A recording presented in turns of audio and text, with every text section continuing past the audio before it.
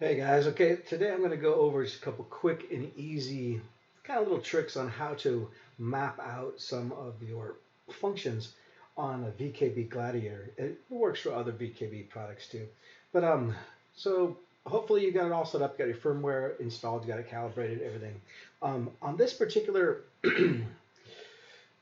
tutorial, if you want to call it that, you don't really need to have this macros tab. It should already have where it says keyboard, classic mode, and DLY off. And if you don't see this, then you do have to go back and edit your Z config. There's a lot of different videos. I got a couple of videos how to do that too. So I'm not going to go into that now. But so what you want to start this off is keyboard classic off. And then you're going to pick which buttons. Now, once again, I've said this before, when you fire up VKB software, you got to hit this poll right here because it won't show you what's actually up and running. So I'm going to use the hat switch A3, kind of give you an idea what I'm doing. Right now, I'm pushing that hat switch up, so it winds up being this here, 22. So let's go ahead and click on that. And I've already got it set up here. So here we go. What I've done is this stays on button. And then here, see how it says key D and shift L. This is what I'm kind of talking about. You switch this to keyboard, and then now you can put a key in here. But let's say you want to like a pseudo macro, or you want something that's not bound to a certain timing that your regular macros have to be set to, which is really annoying in the software, but I'll try to keep my rants down to a minimum. Let's say you just want several keys to be pushed as long as you hold them and released when you release them.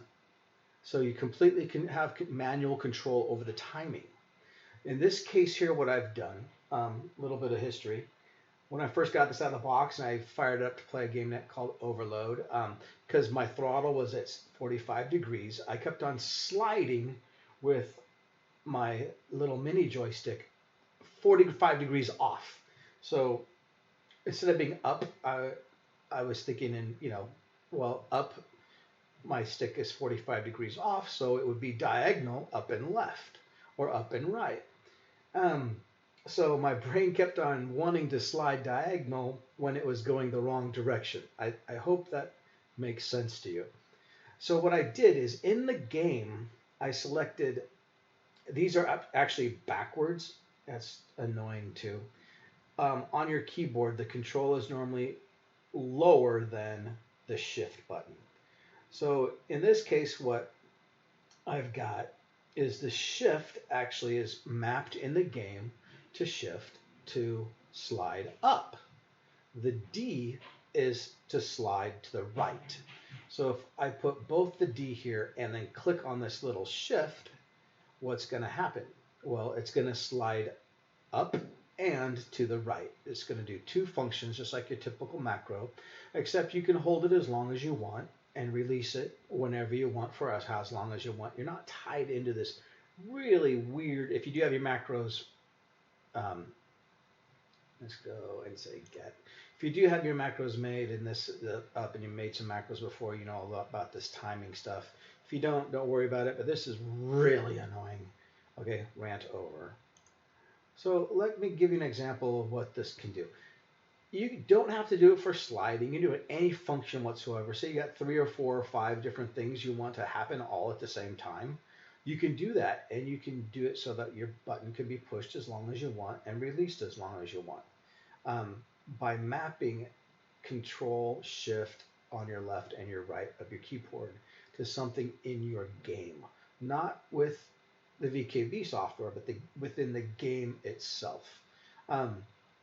So I went through and I did my entire A3 hat switch to all 4 movements in diagonal motion. Let's see if the game will still do that here for me. Here's game. I'm in Overload. I'm going to slide forward. And now we're going to go what we would normally only be up, but now going up and to the left. Or down and to the left.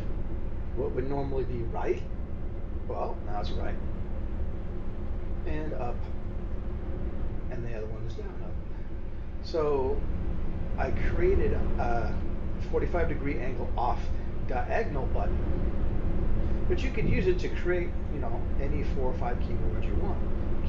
Keystrokes at one time you want. If I wanted to go in here and say map out my left and right on my control on the right, my control on my shift, and in the game I put those as roll, I could mark one of these here also, and when I moved diagonally,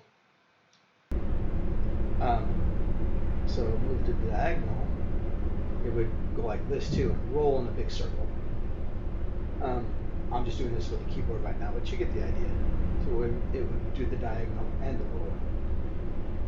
So you could have 3, you could have 4. I don't recommend, oops, I accidentally added some stuff here. That's okay. I can always change it later. I don't recommend using the Win key because it's mapped to usually systems in your games and in Windows, and all of a sudden it pops up and it just gets annoying. We're just going to turn this one off.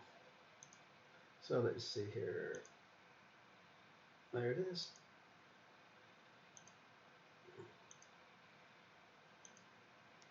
All right. Oh, that's the one I'm not using. Anyway, hope that helps somebody out. Like I said, real quick and dirty kind of pseudo key mapping, not necessarily macros, but hopefully that'll help somebody. And you don't have to do a whole lot of extras to get multiple buttons at the same, multiple keystrokes at the same time, all timed out manually. All right. Well, happy hunting. See ya.